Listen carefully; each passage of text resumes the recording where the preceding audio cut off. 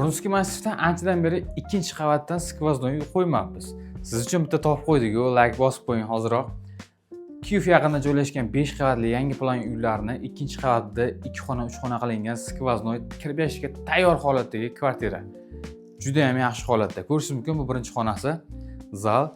Mana bu ko'rib turgan mebellaring ham qoldiriladi, yumshoq mebellar.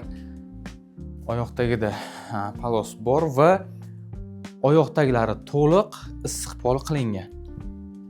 Bu tomoni tashqaridan kirish qismlari, bu tomonda kladovkasi mavjud. Ko'rishingiz mumkin, ancha-muncha narsa hisobga ketadi. Bu tomonda esa ikkinchi xonasi, yotoqxona. Romlari to'liq akfa romlarga o'zgartirilgan. Mana bu jihozlar ham qoldiriladi.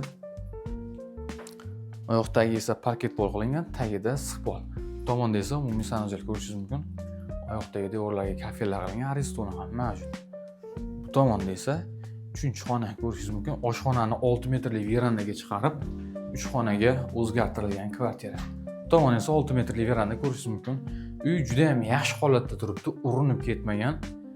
Oshxona jihozlari qoldiriladi. Juda ham yaxshi holatda.